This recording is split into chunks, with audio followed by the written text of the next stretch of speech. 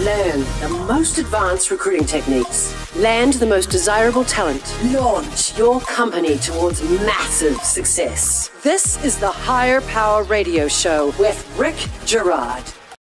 All right. The reason why people think hiring is really hard is because interviews are conducted without a defined set of criteria to which a person is being evaluated.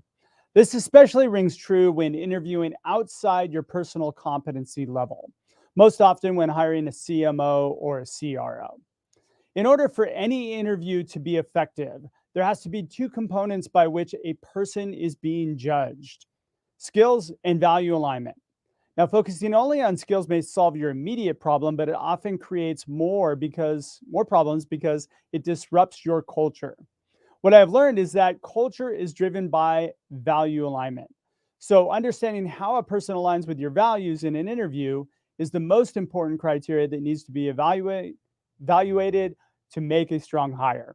Hi, I'm Rick Girard, and welcome to the Hire Power Radio Show. We help entrepreneurs and executives win the strongest people by sharing insights from top-performing rebel entrepreneurs, game changers, and industry leaders like our guest, Mr. Matt Blumberg. Matt is a technology entrepreneur, business builder, and CEO of Bolster, which is an on-demand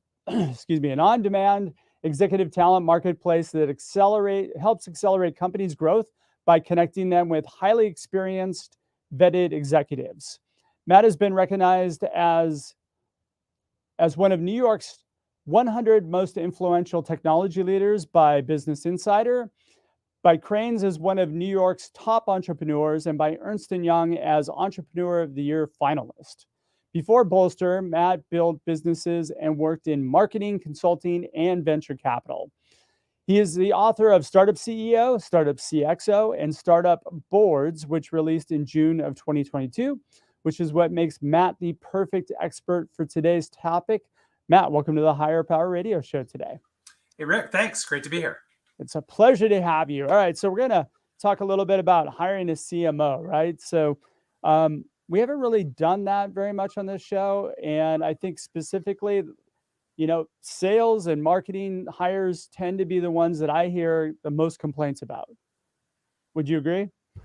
That does not surprise me at all. And I will just say, although I think I'm very qualified to talk about this topic of hiring a CMO, there are a lot of people that are listening to this right now laughing that I'm here talking about hiring a CMO, only because I've hired too many of them because so many of them did not work out. Yeah, but you're getting it right? Exactly. Practice makes perfect. Well, I have that same theory about people who interview really well, right? Because they get a lot of practice doing it.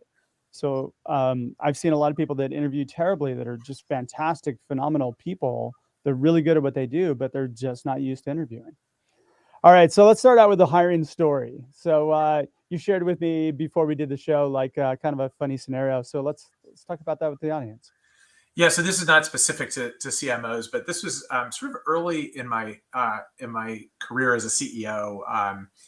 I really struggled with the thing you talked about in your opening, in your intro, which is getting the balance right of kind of that values-driven cultural fit and kind of the right experience, the right technical experience for the job. And I think, certainly early in my career, I felt like that process of hiring executives was a little bit like the process of dating people in college. Like you would date someone and it wouldn't go well and it would end. And like the next person you dated was the exact opposite of that person.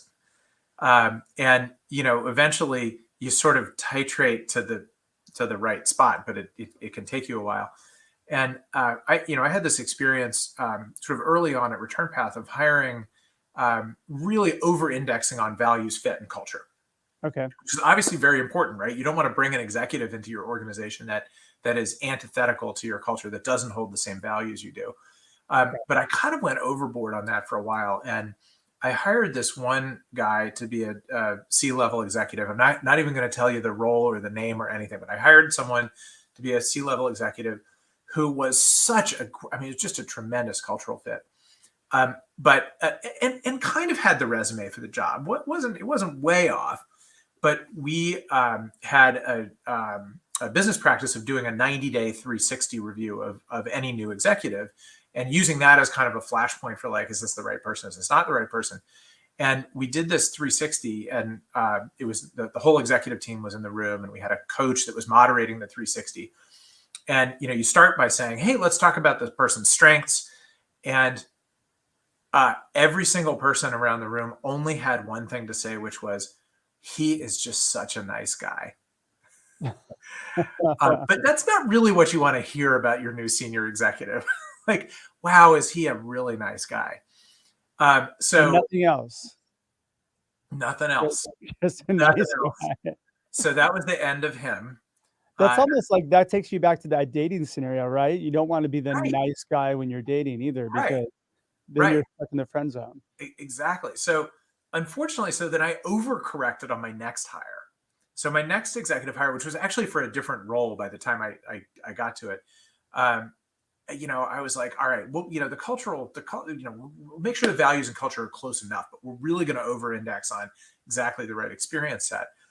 And I ended up with a guy that could not have been more of a misfit for the culture. And, we had a very, very, sort of friendly, people-centric culture. And we brought this guy in, and he was getting shit done. I mean, he would like the functional skills were off the charts, but he was insulting people every time he opened his mouth. And everybody hated him. I never forget the thing that threw everyone like into shock was he was having a conversation with one of the most junior people in the office, this really, really nice guy who's ethnically Indian. And he kept calling him Vishnu, which was not his name. It was not even close to his name, right? It was like the only thing he'd come up with, like, hey, you, Vishnu, come here. And wow. Right. I mean, look, right. Anyway, so he also didn't make it past 90 days, but for kind of the opposite reason. Yeah. So technically competent, but, but so you just relived your whole dating scenario in college, right? Right. Anyway, I feel like as my career progressed, I got a little bit better at finding the right balance between the two things. God, poor Vishnu. Oh gosh. All right. Well, let's talk a little bit about the challenge, because we're going to cover basically, the challenge with hiring a CMO, and then you're going to share with us your playbook on how you're being able to get past that hiring issue that you have and get to a point where you're flourishing as a company. So what was the challenge? So the challenge was I had the job I had before I started my first company was running marketing and product management at a technology and media company. So I had you have a marketing background. So I kind of had a marketing background. I'm more like homegrown than like business school taught, but I had been effectively a chief marketing officer. Okay. The experience that we had at my previous company with marketing leaders was just miserable. Like if you read the Harry Potter books, there's that one character, the professor of the defense against the dark arts, who every year in Harry Potter, there's another professor in that slot because something terrible happened to the other one. Like they got blown up, they got cursed, they died. So there used to be a joke at my company about, oh yeah, I don't think you want to take that job because that's the defense against the dark arts job. So we really, really struggled with the CMO role, and I mean we were averaging like one a year, which is not that far off. If you look up the research on it, the average CMO tenure in America is under 2 years. It's something like 18 months. So it's clearly a tough job to hire for, and I think it's tough for a couple of reasons. One is that, and probably the biggest one is that the marketing function has really splintered over the course of many, many years. And, if you were in marketing in the 90s or the 80s, either you were a brand marketer or a direct marketer. And your company relied on one of those two things. And if you were a brand marketer, you had to be good at strategy and hiring an agency to go do all your creative and place it on TV, radio, print, and outdoor. If you were a direct marketer, you were a nerd and you had to be really good at quant stuff and figuring out how to orchestrate direct mail and telemarketing. Like that was it. Yeah. Not to oversimplify, right? But but now it's completely changed. Now right? it's completely changed. And Growth marketing, you walk your way, decade by decade, and now you have to be good at everything. If you're running especially if you're a CMO, yeah. If you're the CMO, you have to be able to run all the brand stuff, all the direct stuff. But by the way, each one of those is now 4,000 things, right? The proliferation of channels and techniques in marketing has made marketing a much more complex job than it used to be.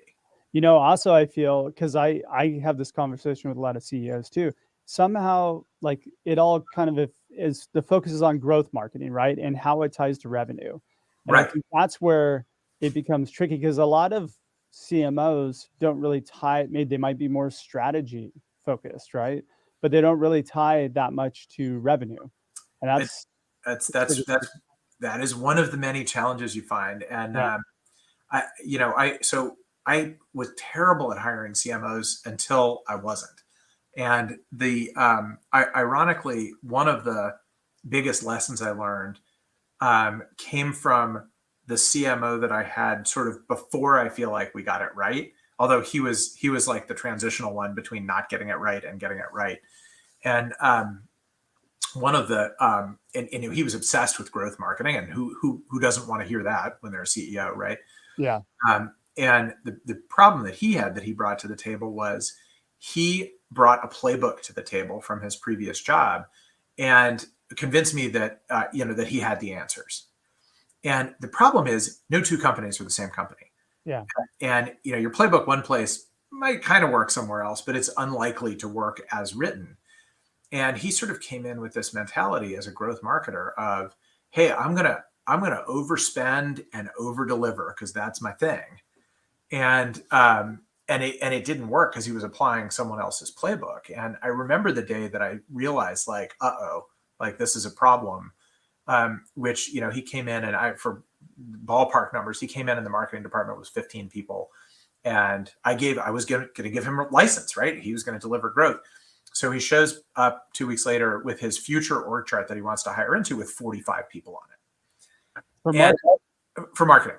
Yeah. And I was like, all right, I get that we're underdoing it today, but we don't really have to go all the way to 45 people from 15 or 20, do we? So I was like, well, walk me through this org chart. Tell me who everyone is on here. And he gets to one box, and I can't remember what the box was, but it had some kind of nebulous title on it. I said, well, what is that? What is that job? And he literally couldn't answer the question.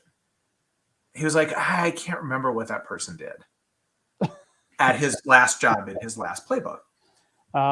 So I was like, all right, maybe we don't go all the way to the 45 people. Why don't we start by adding 5 or 10 or 15 and doubling what we have now? Anyway, it's a tough job, and I struggled with it for 15 of the 20 years running that company until I think we kind of landed on a formula that worked. That's that kind of brings to mind a couple of things. I mean, like one of the things I think we feel we run into are positioning problems with that, right? I think we need a CMO, or we need somebody so desperately that we go after the skills, or we go after the culture, but we're really not going after the person that's positioned right for organization too. But we talked before about, somebody like CEO wants somebody who's run something out of somebody else's company and they've already done it. So they just want them to do it again.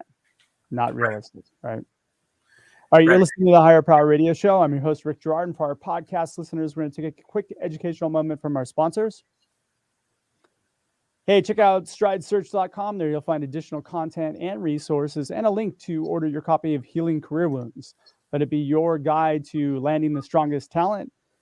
Our guest today is Matt Blumberg. He's the co-founder and CEO of Bolster. And we're talking a little bit about hiring a CMO. So we just talked a little bit about the challenges that he experienced, which I'm sure some of you can relate with. And now we're going to talk about how you solve the problem. So let's delve into Matt, how did you conquer this issue? So there was sort of this series of of like 3 aha moments that I had Okay. around this particular problem. And this comes back a little bit to, to some of the things you said before about like, is marketing strategy or is marketing tactics, and how do you think about that? So I had these 3 aha moments that kind of built this playbook for me. The first aha moment was was that marketing suffers from what I call the French fry problem. Okay. What's And that? the French fry problem is that you can always eat one more French fry. Like, you're never too full to eat one more French fry. Wow, that is Sometimes so true. you're too full to order another order of fries. But if someone puts one more fry in front of you, like if there's one fry left on your plate, you're never too full to eat that fry.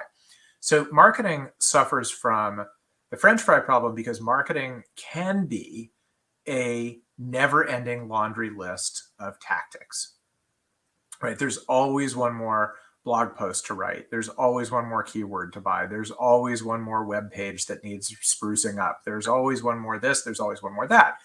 And if you let your marketing department become the French fry department, you might as well not have a CMO. Like, you might as well have that just report somewhere else in the organization as a service center. So the kind of definitional change that we tried to make was moving marketing, as my COO said at the time, moving it from the tail to the nose. And what he meant by that is that marketing really is strategy, right? Marketing at the end of the day is, what's your brand? What's your positioning? What are your key messaging points? And how do you get them across to the intended buyer of your product? Yeah. So when marketing is the list of tactics get done, but kind of in a vacuum. And when marketing starts with the right strategy, right? Who are we? Who are we trying to reach? And how are we going to reach them? Then you're off on the right foot. And then it becomes the baked potato problem. Well, the thing you As still soon as have you're to, done, you're not going to eat anymore, right? the thing you still have to do is you still have to figure out how to make room for some French fries. And you have to basically teach the organization how to make its own French fries. Like, the marketing department can write all the blog posts, or the marketing department can put out a calendar and have other people write blog posts and then like do some editing on them. As an example, right? Marketing could create every slide deck, or marketing could create a whole bunch of templates and samples and have other people sort of do their own work. Yeah. So you have to make room for some French fries, but it's really about that strategic mindset shift from marketing at the nose, not at the tail. So that was the first aha. Okay, so you're shifting to strategy first. Strategy first. The second realization, to get back to our prior topic, is that no one person is the master of everything in marketing. There are too many channels. There are too many tactics. Marketing itself is, a mix of product-focused marketing, demand gen, branding, advertising, marketing ops. You come up with the list of functions. Looking for the CMO that has mastered all of them is a waste of time. So that was a really important realization, that I was not actually looking for a jack of all trades, but that what I was looking for was someone who knew how to build a marketing machine where the machine could do all of those things, but the person didn't have to be able to do all of those things him or herself. They just had to know enough about everything to manage everything properly. So you said a key word there, a builder, right? Like, you need somebody who can build something. Build and orchestrate. Yeah. And that kind of gets to my third aha, which was that the biggest aha was that what we needed to do was really build a marketing machine and build a leadership pipeline in that machine that could actually grow CMOs. So walk me through what that means. Yeah. So what that means, first of all, that with the person at the top of the pyramid at any point in time, that CMO has to be a good leader, a good orchestrator, and has to be intellectually curious, right? They can't say, "Oh, I'm a demand gen person, so I'm just going to build a demand gen oriented marketing department. And I'm not going to worry about the rest of the stuff because demand gen's always worked for me. Yeah. Right? Marketing is orchestration of lots of pieces and parts. So you have to have someone at the top of it who knows enough about the pieces and parts to orchestrate and is intellectually curious about them.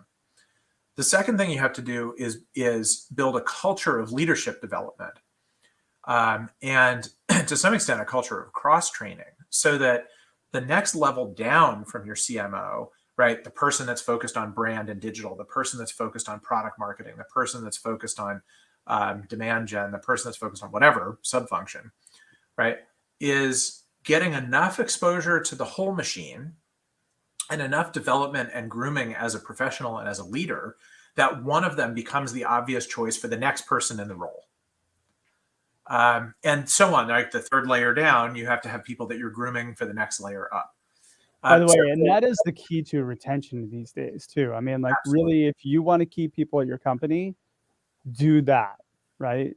And it's not that difficult to do. I mean, it just requires that you pay attention to it as the leader and really drive that focus. But that's absolutely right. So, Huh. if you think about like the visual that I have, and I have a slide on this somewhere, but the transformation that we went through as an organization and hiring CMOs was one from the CMO being at the bottom of the pyramid, like holding up the pyramid, like, oh my God, what if the whole thing falls over, to the very stable pyramid, not the inverted one, the very stable pyramid with the CMO on top, and the CMO leaves, and you put another CMO on the very stable pyramid. Yeah. That's a great image. So yeah, look at that's critical to also hiring too, because look, if you can show that we have a growth path here and we can help you get to where it is that you're looking to go, you're going to start here. But like we're a culture that fosters growth. That's what most people are looking for today. That's what I run into probably 85% of the time when I'm talking to potential candidates for opportunities. It's always like, well, in order for me to grow here, somebody's got to die above me, like, that sort of thing. Nobody wants to feel like they have no place to go. Yeah, absolutely. And I think I think there are a couple ways to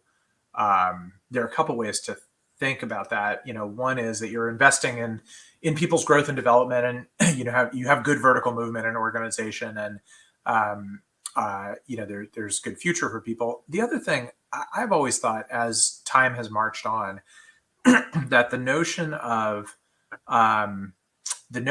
career as a ladder has changed. Right. So it used to literally be like the person above you has to get fired, quit, or die, and then you can move up a rung on the ladder if you're like the best person for it. Yeah. And I think the ladder has given way to the jungle gym. So the next step in your career need not be the one above you. It might be one off to the side. Now, it has to be something you can reach from where you are. You're unlikely to go from writing code to writing copy, although I don't know, maybe you can. But the organizations that I've always run have really focused on moving people around as their interests change and as the skills they want to build, as that list changes. So product managers become engineers, and engineers become product managers, and people in marketing move into sales, and people in sales move into customer success. And you can really build a tremendous base of skills as an early career, mid-career person by thinking about your career as a jungle gym instead of a ladder. That is so very true. And you have to look at it that way, especially when you're a startup, because quite frankly, like you're flat anyway. Right. You're a flat organization for the most part. I mean, so creating ladders, you're definitely right that the ladder needs to go sideways as opposed to up. Very cool. All right, Shiv. Well, we're getting pretty close on time. Matt, what would be 2 or 3 key takeaways you give the audience that can plug into the business today? One I think is really making sure that you find that right balance between culture and values fit and technical competency, and that you don't cave on one in service of the other. Like, they're both important. Yeah. If you want, particularly hiring senior people, they're just both important. If I had a second one, I think it is the last thing we talked about, that concept of helping your people architect their own career. As if it's a jungle gym and not a ladder. And it's just a great way to retain people. It's a great way to bring expertise and fresh thinking across your organization. Yeah, and get people to join your company. I mean, like the truth is most people are hiring because I have a need. You need to fill it for me and get this job done and don't talk to me, just go do the work. And nobody wants that today. Everybody wants something that can really delve into the work that they want to do. That's why we're seeing so much pushback and so many people firing their bosses. That's right. So very true. Matt, thanks so much for your time investment today. And I want to welcome you to the Higher Power Radio community. Now, what would be the best way in which members of the audience can find you, find your book, all that good stuff? Sure. My email is matt@bolster.com. My blog is startupceo.com. There are links to all the books there. And those are the best ways to find me. All right, cool. And we'll have all that linked in the show notes as well. So, I want to thank our listening audience for tuning in to this week's episode of Higher Power. Quick thanks to our team, Brian Colburn, Andrea Ballin, and Ayla Gerard. If you're listening to the podcast, please subscribe, review, and share after all this show's for you. And we want to continue to bring you valuable content week after week. You can join the Higher Power Radio community at Hire, H-I-R-E, Power, P-O-W-E-R, radio, R-A-D-I-O.com, or you can drop me an email at rick@stridesearch.com. Tune in next Tuesday. Our guest is going to be William Glass. William is the co-founder and CEO of Ostrich. I'm your host, Rick Gerard, and you have been listening to the Higher Power Radio Show. Aloha. Aloha. Thank you for listening to Higher Power Radio. Catch our LinkedIn Live show every Tuesday at noon or download the podcast on iHeartRadio, iTunes, YouTube, or your favorite podcast platform. We appreciate you joining us on Higher Power Radio with your guide to recruitment success, Rick Gerard.